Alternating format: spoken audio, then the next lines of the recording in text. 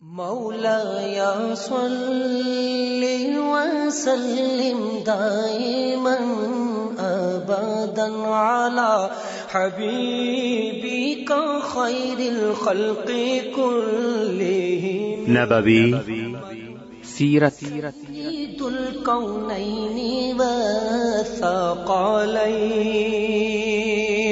محمد په دې خبرونه کې به تاسو ته د رسول الله صلی الله علیه وسلم د ژوند حالات په تفصیل سره وړاندې شي.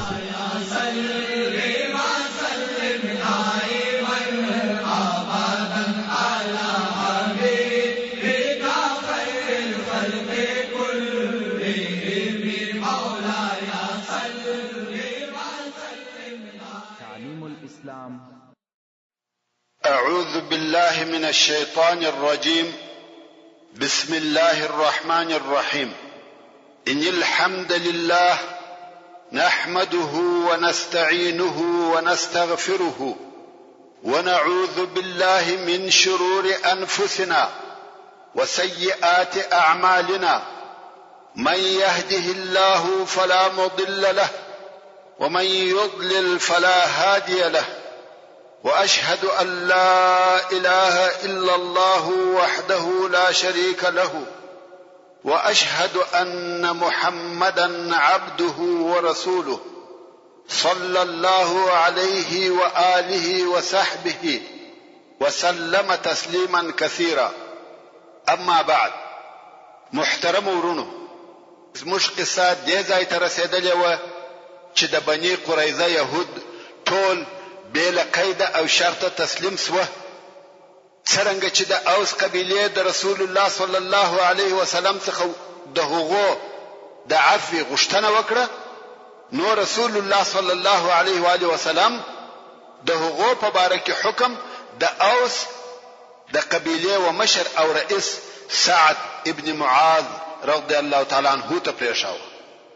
سعد ابن معاذ رضی الله تعالی عنه چې د هغه زخم د علاج د پاره په مسجد نبوي کې وو، نو رسول الله صلی الله علیه وسلم نفر ولېږل چې سعد رضی الله تعالی عنه د حکم کولو د پاره راولي. نفر مسجد نبوي ته ورغله. سعد ابن معاذ رضی الله تعالی عنه د هغه زخم په سبب نه تلای سي او نه پر بوده سپرېدلای سي، ځکه وینه ډېره ځینې تللې ده او اوس هم زخمی او ضعیف دی. نو یا سعد رضی الله تعالی عنه پر یو شی پریستی او بیا یې هغه شی پر خره کښېښاوه. سعد رضی الله تعالی عنه دغه ستونی استخ پروت دی او خر رهیدي. پر لارې به د اوس د قبیلې نورو مشرانو ورته ویل، یا سعد، د خپلو متعاهدینو سره دی احسان وکړه. رسول الله صلی الله علیه و آله وسلم د هغو په باره کې حکم وتا ته پریښاوه. هغه زموږ حلفاء او متعاهدین دي، سپارښت یې پر کاوه. سعد رضی الله تعالی عنه چپ دی، هیڅ نه وایي. خو دغه مشرانو دغه خبره ډیره او په تکرار سره ورته کول. په آخر کې سعد رضی الله تعالی عنه وویل، پر سعد داسې وخت راغلی چې د الله جل جلاله په لار کې د چا د ملامتۍ پروا نه کوي. یعنی په دغه حکم کې به زه د الله جل جلاله مراعات کوم، کبل څوک ملامتي را باندې وایي په هغه زما پروا نه کیږي. ځینې کسان چې د سعد رضی الله تعالی عنه د دغه خبرې په مقصد پوسوه، نو خپل قوم ته ولاړه او ویل به چې د بني قریظه یهود ختم سوه، ټول وژل کیږي. اوس نو سعد رضی الله تعالی عنه د بني قریظه و قلاو ته ورسېدی. رسول الله صلی الله علیه وسلم د خپل اصحاب سره ناست دی، خلق سره راټول دي او يهود هلته د خلقو څخه لري تړلي دي، د خلقو خبرې نه اوري. اوس چې سعد رضی الله تعالی عنه د رسول الله صلی الله علیه و آله وسلم و منطقه ته نږدې شو، رسول الله صلی الله علیه وسلم ولاړ شو او اصحاب کرامو ته وفرمایل، قوموا الى سيدكم، یعنی وخپل مشر او سردار ته مو ولاړ شي. ټول خلق د سعد ابن معاذ رضی الله تعالی عنه د عزت لپاره ولاړ شو. يهود هم د سعد رضی الله تعالی عنه د غلوی قدر او عزت ولیدي. اوس نو ټول خلق د سعد رضی الله تعالی عنہ د حکم په انتظار کې دي. رسول الله صلی الله علیه وسلم بیا ورته وویل یا سعد د بنی قریظه په باره کې می حکم تا ته درکړی دی، د دوی په باره کې چې څنګه ستا خوښه وي هغه حکم وکړه. سعد رضی الله تعالی عنہ وویل زما حکم پر دوی یعنی يهودو چلیږي؟ خلق ویل هو. سعد رضی الله تعالی عنہ د اوس و مشرانو ته وکتل او ویل زما حکم پر اوس چلیږي، چې په خپل د سعد رضی الله تعالی عنہ قبیله او د يهودو حلفاء او متعاهدین دي. د اوس مشرانو ویل هو ستا په حکم راضی یا سعد. بیا د خزرج و مشران ته وکتل ویل زما حکم پر خزرج چلیږي. هغه ویل هو ستا په حکم راضی یا سعد. بیا د مهاجر مسلمانانو و طرف ته وکتل او ویل زما حکم پر مسلمانانو چلیږي، ټول زما په حکم راضی یاست. هغه ویل هو ستا په حکم راضی یا سعد. بیا د رسول الله صلی الله علیه و آله وسلم و طرف ته کتل او ویل هغه څوک چې هلته ناس دي زما حکم پر چلیږي. دا د رسول الله صلی الله علیه وسلم سره ادب وو. دا څه ونه ویل چې زما حکم پر رسول الله صلی الله علیه وسلم چلیږي. د ادب په سبب یو ویل حکم نه پر هغه چا چلیږي چې هلته ناس دي. رسول الله صلی الله علیه و آله وسلم و فرمایل هو یا سعد. نو ویل زه د بنی قریظه پر يهودو حکم کوم چې نر دې ټول ووژل سي، ښځې او کوچنیان دې بندیان واخیستل سي او مالونه دې تقسیم سي. رسول الله صلی الله علیه وسلم په لوړ आवाज وویل الله اکبر. تا پر دوی د الله په حکم وکي، هغه الله چې تر اوه اسمانو لوړ دی. ورونو د سعد ابن معاذ رضی الله تعالی عنہ حکم د عدل او انصاف په آخري درجه کې وو. د بنی قریظه يهودو یوازې دانه چې هغه لوی غدر او خیانت کړی وو، پر هغه سربېره د مسلمانانو د نیست او نابود کولو د پاره 1500 توري، 2000 نیزه، 300 زغری، 500 سپره سره یو ځای کړی وو چې مسلمانانو ته پس له هغه څخه پلاس ورغله چې د دوی قلاوی فتح کړي. خیر سعد رضی الله تعالی عنہ خپل حکم وکي. يهود د لری ورته ګوري مګر خبر نه دي چې څه پیښه ده او زموږ په باره کې څه فیصله وسوه. بیا نو رسول الله صلی الله علیه وسلم امر وکي چې يهود دي د بنت الحارث په کور کې چې د بنی نجار څخه یو شذوه بندیان سي او د دوی د پاره دي د مدینه منوره په بازار کې خندقونه وکیندل سي. د خندقو تر کیندلو وروسته امر وکي چې 10 نفر يهود راولي. 10 نفر راوستل سو او د هغو غاړي ووهل سو. پاته يهود په هغه کور کې بندیان دي، نه پوهیږي چې د هغه 10 نفر سره څه وسو. بیا یې نور 10 نفر راوسته، دا هم حلال کړ سو او يهود نه دي خبر چې څو ور سره کیږي. هلته په پاته يهودو کې یو وویل دغه اوس په مشت څه کوي؟ کعب ابن اسد هغه د يهودو مشر ورته وکتل او ویل والله ما ستاسو په مثل به عقلان نه دي لیدلي. آیا ته نوینه چې 10 نفر بیاي او بیا ناراضي؟ په والله دغه حلال دل دي. او واقعا 200 نفر يهود په یو ورځ ووجل سو. په دغه طریقه سره هغه د غدر او خیانت شاماران ووجل سو. هغه کسان چې هغه خپل ټینګ عهدونه مات کړ او د احزاب کومک په هغه وخت کې د مسلمانانو پر ضد وکي چې مسلمانانو په خپل ژوند کې هغه ترخه ورځ تیرولې چې دوی په خپل دغه عمل سره د جنگ د لوی مجرمانو څخه وګرځیدل. هغه مجرمان چې د محاکمه او اعدام لائق او مستحق و او د دوی سره یو ځای هغه د بنی النضیر شیطان او د احزاب د جنگ لوی مجرم حیی ابن اخطب هم ووجل سو. ځکه هغه وخت چې قریش او غطفان لاړه د بنی قریظه د يهودو سره د دوی وقلات نه نوتی. دا هم په دې سبب چې د کعب ابن اسد سره یې پر خپل هغه وعده وفا کړی وي چې کعب یې وغدر او خیانت ته تشویقاوه چې د مسلمانانو پر ضد د احزاب ملګرتیا وکړه. اوس چې دغه حیی ابن اخطب د وجلو د پاره راوستل سو، د یو ښه قیمت بها یا ګران قیمت لباس اغوستی وو مګر هغه د هر طرفه د یوې ګوتې پر اندازه سرلی دا د دې لپاره چې د مسلمانانو په شور نسی. ورونو د يهودو وخیانت ته متوجه سي. اوس چې حیي ابن اخطب راوستل سو لاسونه یې د غاړې سره پرسي تړلی و. رسول الله صلی الله علیه و آله وسلم ته وویل په والله ما ستاسو د دشمنی په سبب هیڅ وخت ځان ملامت نه دی بللی. یعنی زه د غستا سره پر دشمنی نه پښیمانه یم او نه ځان ملامت بولم. مګر دا چې الله څوک غالب کوي هغه غالب کیږي. او بیا یو خلکو ته مخ ورواړاو ویل ای خلکو د الله په امر نیم خفه دا لیکل شوی تقدیر دی. الله پر بنی اسرائیل دغه وجنه لیکلې ده. او بیا کښینستی غاړه په توره ووهل سو.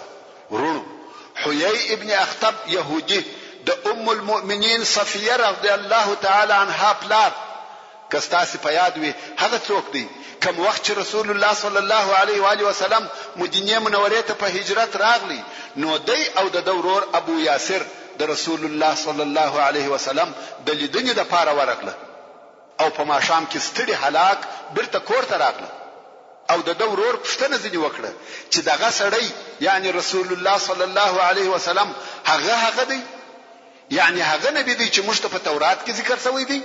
او دورته ویل هو هغه دی. ویل چې هغه دی نو څه اراده لري؟ د ویل تر کومه وخت چې ژوندې يم دشمنی به کوم. نو خود د رسول الله صلی الله علیه و آله وسلم پر دشمنی نه پښیمانه وو او نه ځان ملامتاوه. او د هجرت په 5م کال کې په دغه طریقه سره ووجل او د يهودو د شذ څخه یو شذ ووجل سو. او دا هغه څوک و چې پر خلاد ابن سوید رضی الله تعالی عنه د قلا څخه د میچنې پل را وغورځاوه او هغه شهید کی. نو دا د هغه په قصاص کې ووجل سو.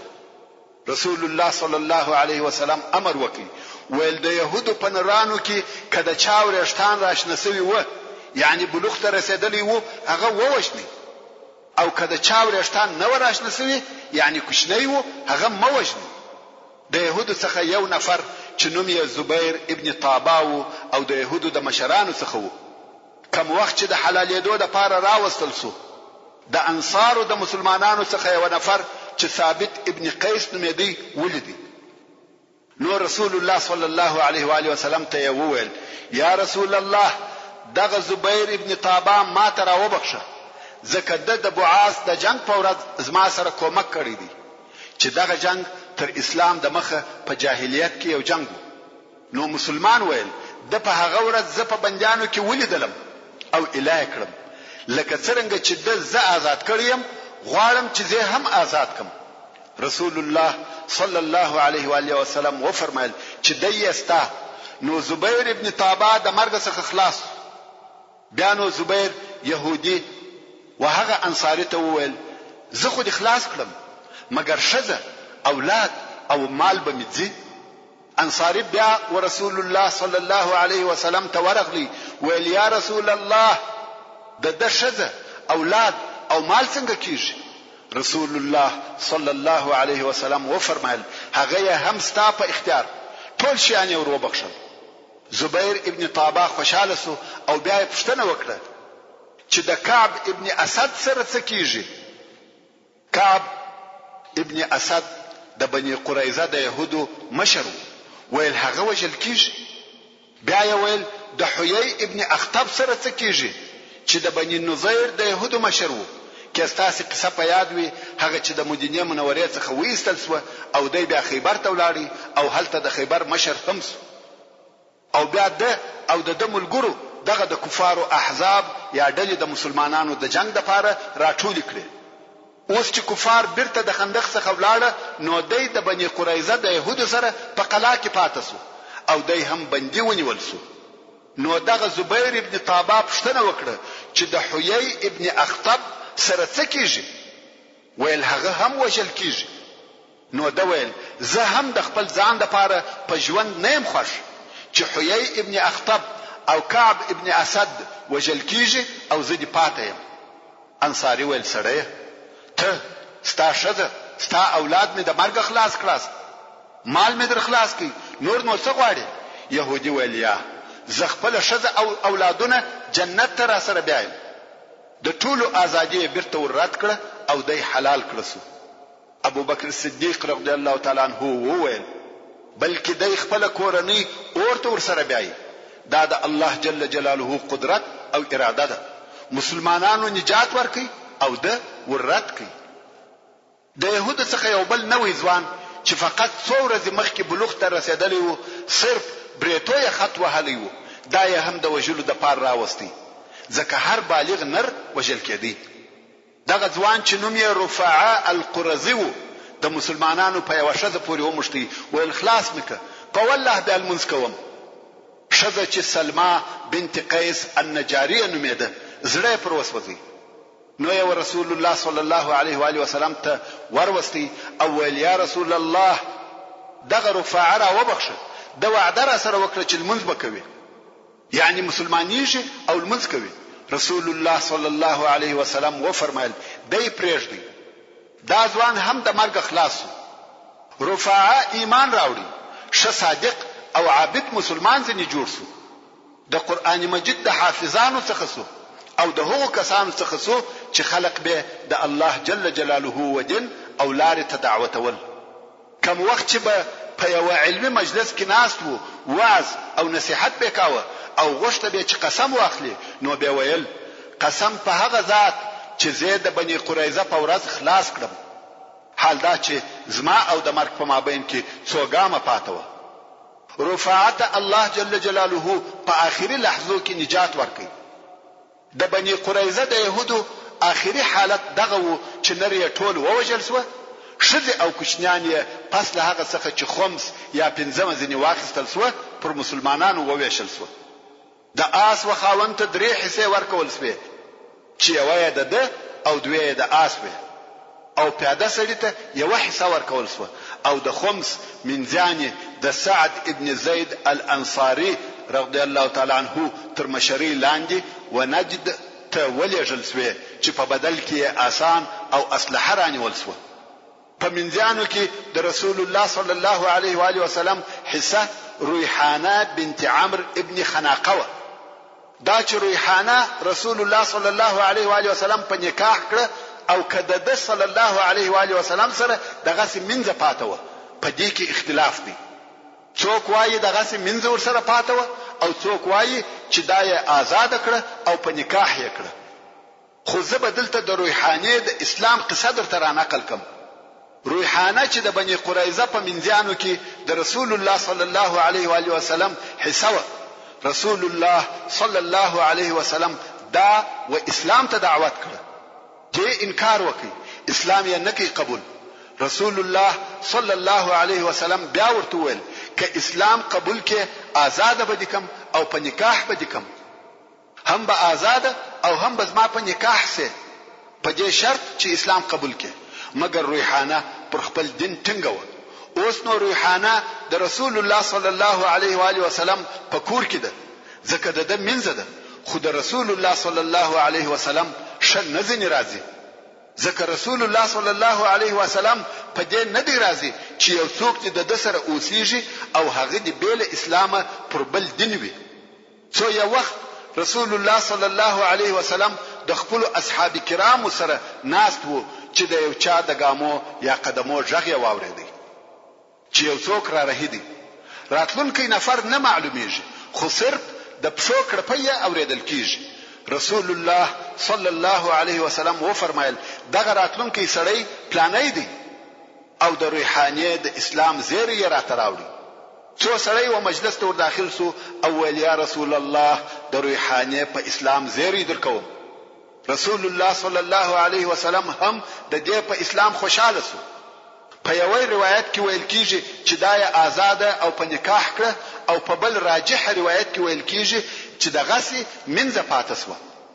اوس چې د بني قریظه غزا پای ته ورسېده، الله جل جلاله د خپل نیک او صالح بنده جلیل القدر صحابي سعد ابن معاذ رضی الله تعالی عنه هغه دعا قبول کړې و چې د زخم په حالت کې په مسجد نبوي کې په خپل خیمه کې کړې و، هغه چې د مخمو د احزاب یا خندق په غزا کې درته بیان کړ. او د سعد رضی الله تعالی عنہ خیمه تر اوسه هم دلته په مسجد نبوي کې پاتې و. ځکه رسول الله صلی الله علیه وسلم غوښته چې سعد رضی الله تعالی عنہ ودع علیه الصلاة والسلام ته نږدې وي او هر وخت خبر ونیسي. اوس چې د بني قریظه قصه پای ته ورسېده، د سعد رضی الله تعالی عنہ زخم خوله خلاص کړه او ویني بهیدل یې شروع کړه. په مسجد کې یو بل خیمه د بني غفار هم ولاړه و. دغه د رضی الله تعالی عنہ د زخم ویني وهغه ته ورسېدلې. هغه ناره کړې چې اې د خیمه خلقو دغه چی شي چې ستاسو د طرفه څخه مشترازي. چې وې کتل د سعد رضی الله تعالی عنہ د زخم څخه ویني بهيږي او د رضی الله تعالی عنہ وفات سوی وو. امام بخاری او امام مسلم د جابر رضی الله تعالی عنہ څخه روایت کوي چې رسول الله صلی الله علیه و آله وسلم و فرمایل د الله جل جلاله عرش د سعد ابن معاذ رضی الله تعالی عنہ د وفات په سبب ورېږدي. امام ترمذی د انس رضی الله تعالی عنہ څخه روایت کوي کوم وخت چې د سعد ابن معاذ رضی الله تعالی عنہ جنازه واخیسته سو، منافقان وویل دا د څنګه سپکه جنازه ده. رسول الله صلی الله علیه و آله وسلم و فرمایل د جنازه ملائکه وړله.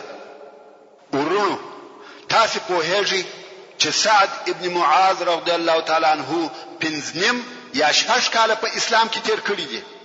تر هجرت یو کال د مخه د مصعب ابن عمیر رضی الله تعالی عنہ پر لاس مسلمان سو او د بني قریظه تر غزا ورسته چې د هجرت په 15 کال کې و د هغه غش په واسطه په شهادت ورسېدی چې په خندق کې په وشتل سوی و او دغه د مرګ په وخت کې مقام او درجه و چې عرش الرحمن د وفات په سبب ریږدي او یا زره ملائکه جنازه ته راکښته کیږي او دا چې تر مرګ وروسته په فردوس اعلی کې کم نعمتونه ورکول کیږي.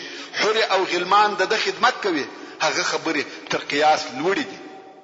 دا ولی یو انسان په شپږو کلو کې دغه درجه ته رسیږي. د روزو د نیولو شمیر هم لږو، د منځو د ادا کولو شمیر هم لږو، حجونه او عمره هم نه وکړي. ولی ودغه مقام ته ورسېدي؟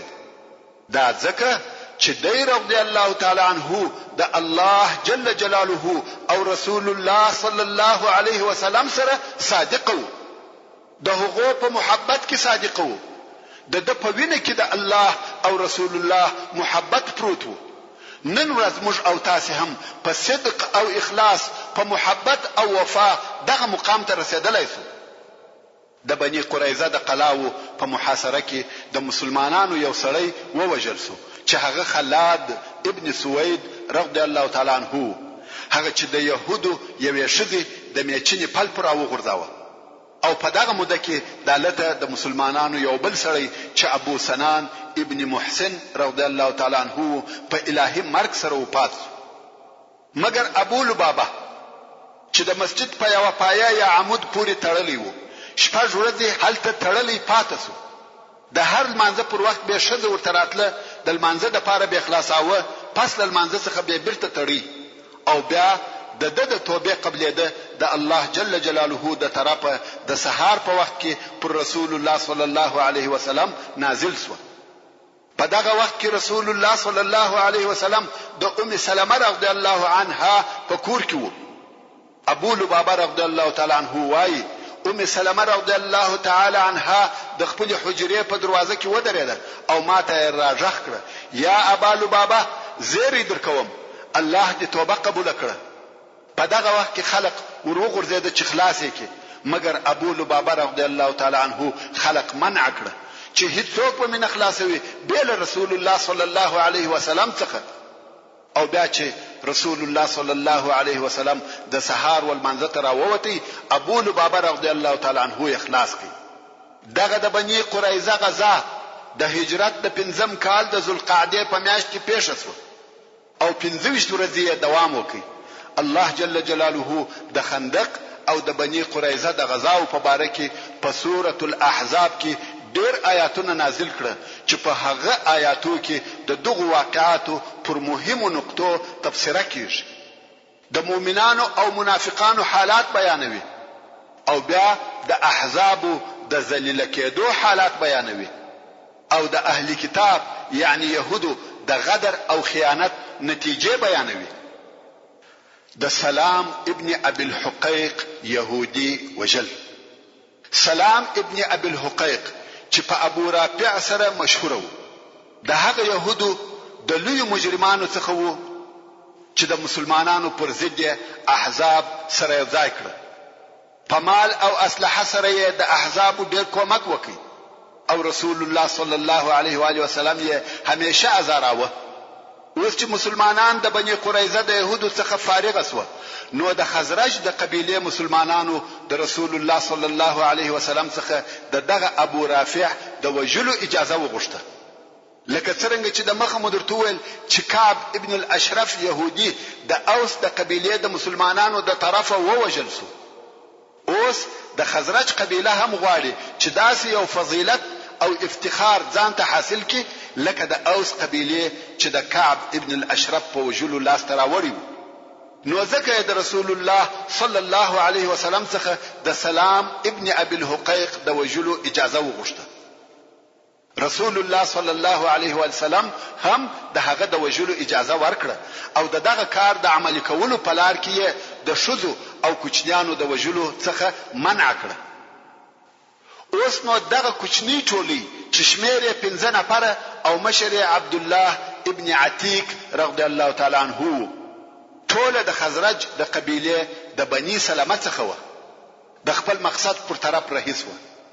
دا ټولي د مدینه منورې څخه ووتل او د خیبر پر طرف رهیس و، ځکه د ابو رافع قلعه او هستوګنه هلته و. اوس چې د ابو رافع او قلعه ته ورنږدې شو، لمر بدلی و، خلق خپل کورو او ځایو ته تللی و. عبد الله وخپل ملګرو ته وویل تاسو د لیک شینی زور زم او د دروازوان سره خوږه معامله کوم، شاید وقلعه ته نه نوزم. د قلعه د دروازې و طرف ته ورنږدې شو او هلته کالی پر داسې ډول سر راټول کړ او پورته کړ لکه یو څوک چې د قضای حاجت لپاره کښیني. داسې وخت دی چې د قلعه خلق خپل کورو ته ننوتلي دي. نو دروازوان پر ناره کړ یا عبد الله که غواړې چې ننوځه، زه غواړم چې دروازه بند کړم. د دروازوان دا خیال سو چې دی هم د قلعه د اوسیدونکو څخه دی او عبد الله یې په دې سبب نور ته وویل چې د نوم معلومو، بلکې عبد الله یعنی د الله بنده. دا په عربو کې عادت دی چې د چا نوم یې نویزده د عبد الله په نامه سره ورته وایي. نو دروازوان ورته ویل اے د الله بنده که غواړې چې ننوځه، زه غواړم چې دروازه وتړم. عبد الله ابن عتیق رضی الله تعالی عنه وایي زه هم قلعه ته ننوتم او هلته پټ شوم. اوس چې ټول خلق قلعه ته ننوتلي و، دروازوان دروازه بند کړه او کلی یې هلته په یو موجه وزړولې. پس له څه وخت څخه زه وکیلوی ته ورولار شوم او دروازه مې خلاص کړه. ابو رافع د خپل آشنایانو یا انډوالانو سره په یو لوړه کوټه یا بلاخانه کې ناست او مجلس یې کاوه. نو زه په انتظار ورته کښېنستم. کوم وخت چې د شپې د مجلس انډوالان لاړه، نو زه وهغه بلاخانه ته وروختم. هر دروازه چې په مخلاصول هغه به مزما د طرفه په ځان پسې تړل. دا د دې لپاره چې ما ویل که قوم په ما خبر همسي، خو تر هغه به په ما پسې نه را رسیږي چې زه دی وژنم. څو هغه کوټې ته ورغلم چې دی هلته و. په کوټه کې تکه توره تاریکه ده او دی د خپل کورنۍ په مابین کې دی. زه نه پوهېږم چې دی د کوټې په کوم ځای کې دی. نو مې غږ کړه ابا رافع، د ویل څوک یې؟ ما د غږ پر طرف ور علاقه او په توره مې واري پر وکړي. د یو لو چغه وکړه او زه د کوټې څخه راووتم. هلته ګوښه ورته ودرېدم. نه پوهېږم چې وژلې به مې وي که یا. دوهم وار بیا وهغې کوټې ته ورننوتم او دا وار لکه د دغه مخور چې یم. ما ویل یا ابا رافع دا د څه شي आवाज و؟ د ویل ستا مور ته دی ویل وي په کور کې یو سړی دی، زه په توره ووهلم. وای زه پوسوم چې کاری مې نه دی وهلی او نه مې دی وژلی. نو ورغلم د تورې څوکه مې د پر نس کښېښول، څو د تر شا مې وایستل. اوس مې یقین سو چې و مې وژي. نو مې یوه دروازه خلاصول او راوتلم. څو وزینو ته ورسېدم. په زینو کې کښته کېږم. زما داسې خیال سو چې زینې خلاصې شوې او زم ځکه ته ورسېدم چې مخ ته ولاړم هغه ولوېدم او پښه مې په پونډۍ کې ماته شوه. پښه مې په لنګوټه ټینګه وتړل او لاړم د قلا د دروازې سره کښېنستم. ما ویل نن شپه نه وځم څو دا معلومه نه کم چې وژلې مې دی که یا. کم وخت چې د چرګانو اذانونه سوه یو سړي د قلا پر سر نارې کړه. د اهل حجاز تاجر ابو رافع ووژل سو. ورسته زه خپلو ملګرو ته ورغلم او ورته ومې ویل الله جل جلاله ابو رافع ووژي. بیا نو په مدینه منوره کې رسول الله صلی الله علیه و آله وسلم ته ورغلم او قسم ورته وکړ. رسول الله صلی الله علیه وسلم ویل پښه دې وغځوه. ما پښه وغځول او د علیه الصلاة والسلام لاس پر تیر کړ. داسې سوه لکه هیڅ چې نه و پسې وي. دا د امام بخاری رحمه الله روایت وو او ابن اسحاق رحمه الله وایي چې ټول نفر و ابو رافع ته ورننوته او ټول د په وجلو کې اشتراک کړی دی، یعنی ټول مسلمانان ورغله. او هغه څوک چې دایې تر مرګ پورې په توره واه هغه عبد الله ابن انیس وو. او په دغه روایت کې وایي کوم وخت چې ابو رافع د شپې ووژي او د عبد الله ابن عتیق پښه ماته سوه نو د یې واخیستی او د قلا په هغه موري کې چې د اوبو واله یا لښتۍ پکښې تېر سوی وو ننوته او پټ سوه. یهودو اورونه بل کړه او هرې خواته په دوی پسې وګرځېده څو د دوی د پیدا کولو څخه ناامیده سوه. نو بیرته و ابو رافع ته ورغله او د عبد الله ملګرو عبد الله واخیستی څو په مدینه منوره کې رسول الله صلی الله علیه و آله وسلم ته ورغله. د دغه ډلې لیږل د هجرت د 5م کال د ذوالحجې په میاشت کې و. اوس چې رسول الله صلی الله علیه وسلم د احزاب د غزا او د بني قریظه د يهودو څخه فارغ سو او د جنگ او مجرمانو ته پوره جزا ورکړه نو یو هغه عربو او قبیلو ته چې د خندق په غزا کې د مسلمانانو پر ضد راټول شوي وي او یو ځای شوي وي تادیبي حمله متوجه کړه. دا هغه قبیله او قومونه و چې بیل زور او قوت د امن او سلامتی ژوند نه خوښاوه. چې دغه مقصد لپاره څو غزاوي شوي دي او څو سریې لېږل شوي دي او دغه غزاو څخه د اسلام نشرول هم مقصد و.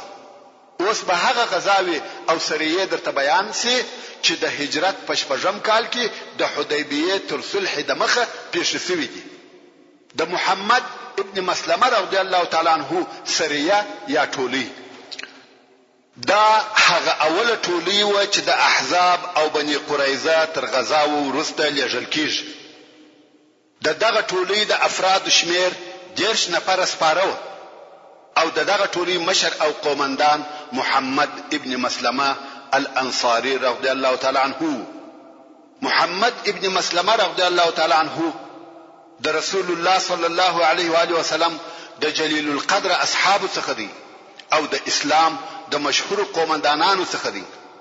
حضرت عمر ابن الخطاب رضی الله تعالی عنہ د په باره کې وایي محمد ابن مسلمه په جنگ کې پر 1000 نفر حساب دی، یعنی یوازې دی رضی الله تعالی عنہ د 1000 نفر جنگ کولای شي. نو رسول الله صلی الله علیه و آله وسلم دی د هجرت په 6م کال د محرم د میاشتې په 10م تاریخ د 10 نفر سپرو په ملګرتیا په نجد کې و یوې منطقې ته ولېږي چې قرطاء ورته ویل کېده چې دا د بني بکر ابن کلاب قبیله و او د مدینه منورې څخه و منزل لري و. د منزل څخه د یوې ورځې تګ مقصد دی. محمد ابن مسلمه رضی الله تعالی عنہ به د شپې تک کاوه او د ورځې به پټېدی ځکه چې څوک په خبر نسی. کم وخت چې وقرطا ته ورسېدی هلته یې پر بني بکر ابن کلاب ناببره او د هغو په بې خبرتیا کې حمله وکړه. څرنګه چې هغو د مسلمانانو د ورتګ خبر نه درلودي ټول وتښتېده. محمد ابن مسلمه رضی الله تعالی عنہ وکولای سوه چې د هغه ځای څخه ډېر غنیمتونه راوړي چې په غنیمتو کې 50 اوښان او ډېر پسونه و. د کفارو و ښځو او کوچنیانو ته هم کم ضرر و نه رساوه، یعنی په هغو یې کار و نه درلودي ځکه رسول الله صلی الله علیه و آله وسلم دغسې هدایت او امر ورته کړی و. نو محمد ابن مسلمه رضی الله تعالی عنہ چې د خپل ملګرو سره بیرته مدینه منورې ته تلی پر لارې یو کوچنی واقعه پیښ شوه چې دغه واقعې آثار او نتایج ډېر لوی و. هغه دا چې محمد ابن مسلمه رضی الله تعالی عنہ او د ملګرو پر لارې یو سړی ولیدي چې بدو نو یې دغه نفر بندي ونیوي او نی پیژني چې دغه سړی څوک دی. دا سړی د یمامه د بنو حنیفه د قبیله د مشرانو څخه یو ډېر لوی مشر و او د عمره ته تلی او د مسیلمه الکذاب په امر او مشوره سره دا نیت هم کړی وو چې پس له عمره څخه به مدینه منورې ته ځم او هلته به په یو طریقه سره رسول الله صلی الله علیه و آله وسلم وجنم. نو محمد ابن مسلمه رضی الله تعالی عنہ دغه سړی بندي کوي او نی پیژني چې دغه نفر څوک دی. کوم وخت چې محمد ابن مسلمه رضی الله تعالی عنہ د خپل ډلې سره مدینه منورې ته ورسېدی رسول الله صلی الله علیه و آله وسلم دغه حمله په کامیاب کېدلو سره خوشاله شو او دوی د هغه بندي خبر ورته ووایي. کوم وخت چې رسول الله صلی الله علیه وسلم هغه بندي ولیدي وی پیژندي ویل آیا تاسو خبر یاست چې تاسو څوک بندي کړی دي؟ دوی ویل یا والله یا رسول الله.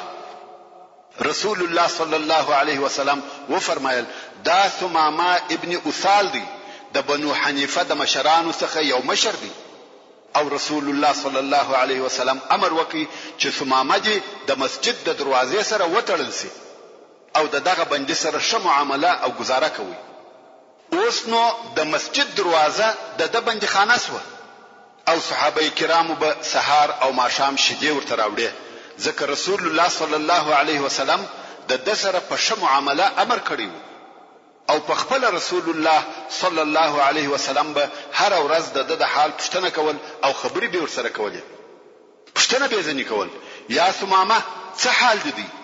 ثمامه به ویل یا محمد صلی الله علیه وسلم زما سره خیر دی.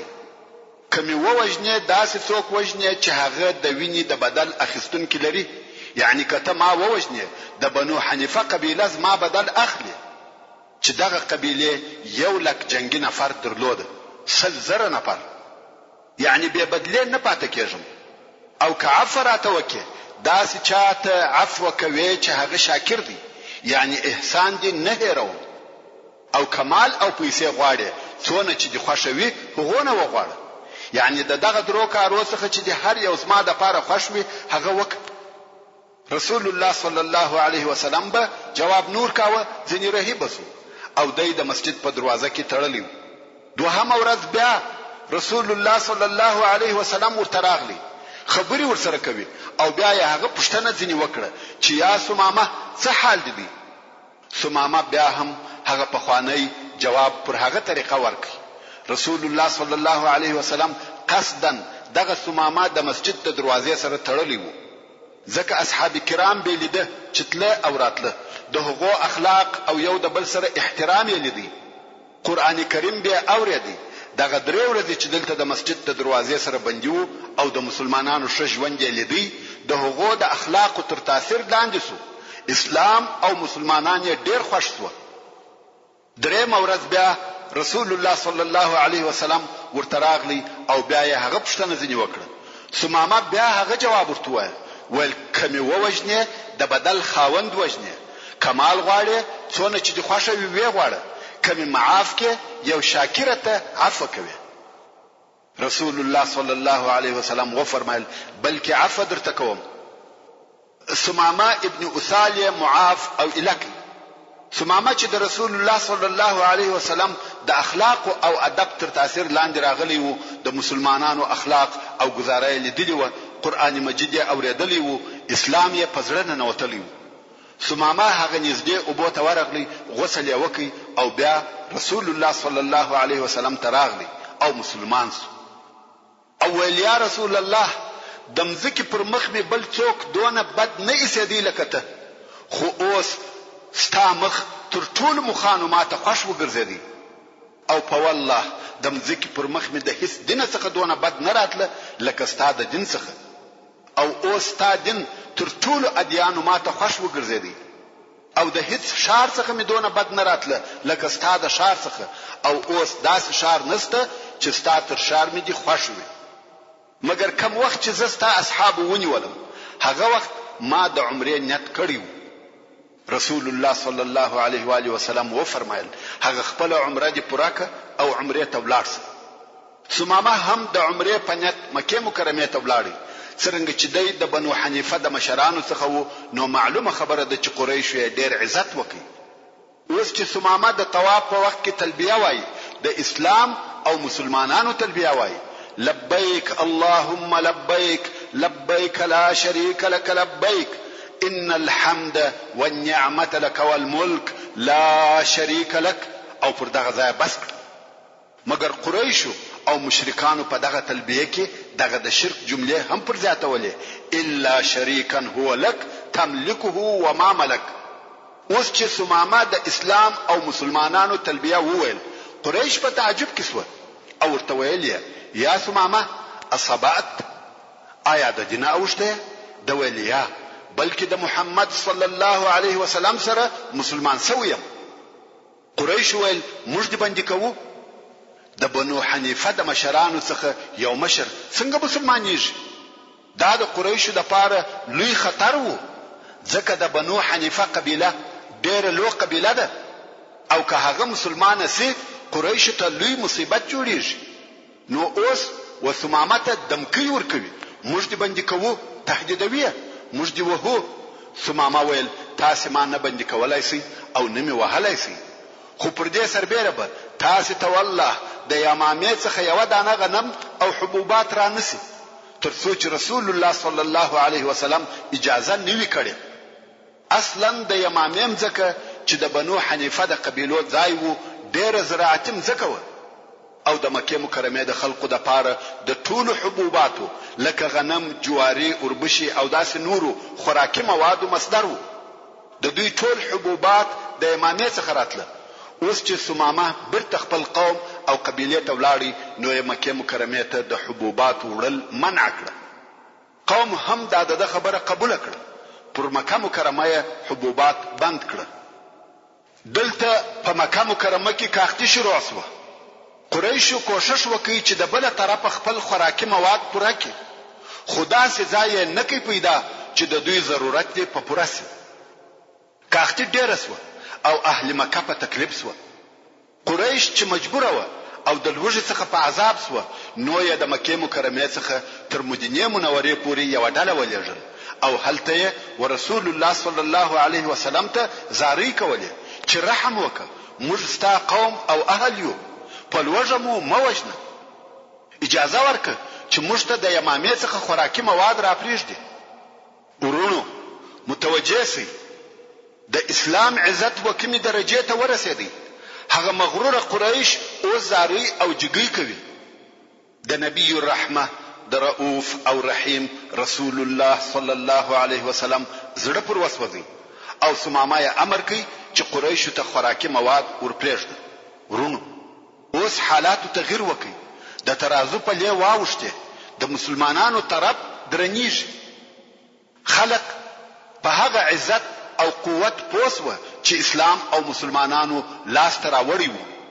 لږ موده مخکې مسلمانان محاصره وه او تر هغه د مخه د وطنه وایستل سوه، مګر اوس د اسلام او مسلمانانو هغه عزت ویني چې د مکې اهل زارۍ ورته کوي چې خوراکي مواد ورپرېږدي.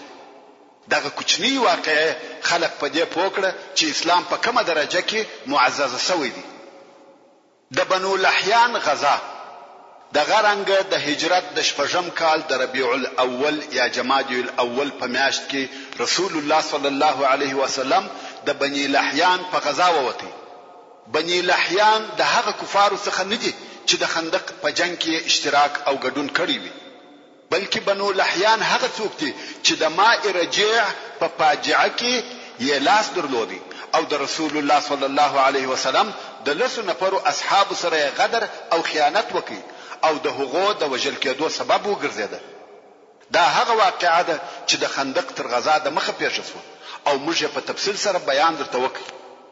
رسول الله صلی الله علیه وسلم هغه فاجعه او خپل اصحاب نه هیر کړي او نه د بني لحیان غدر هیرو.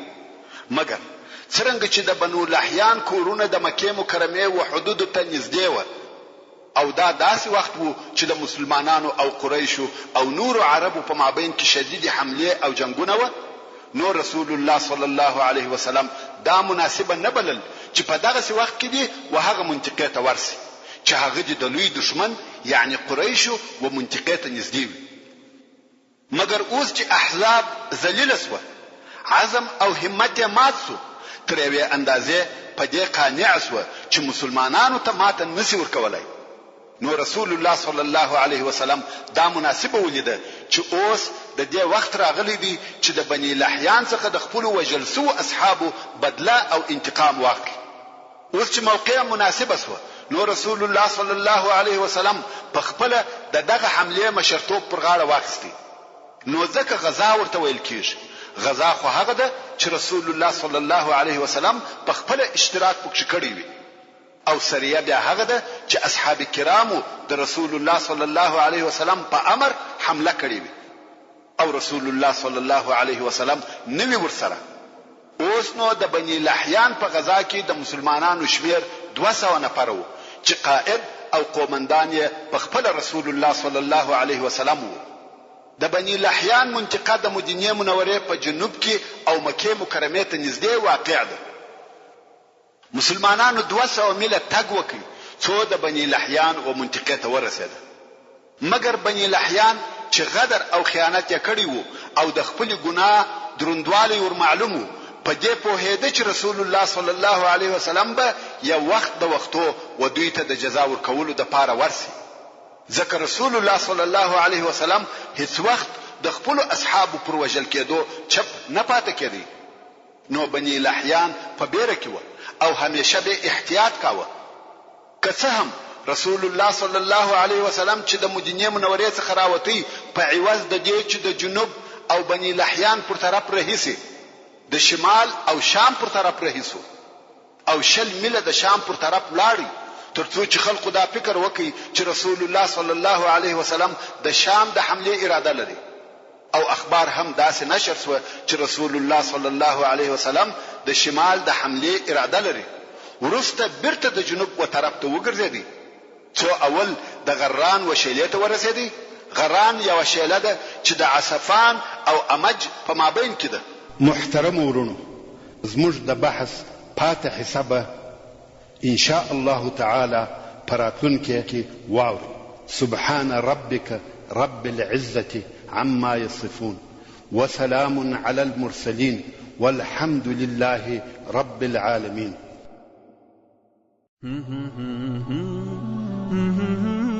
تعلیم الاسلام رادیو ستاسو د ذهنونو روښانه کوونکې. تشرب من وحي الرحمن 9.9 FM کندهار. يمنحها شهدا وحفا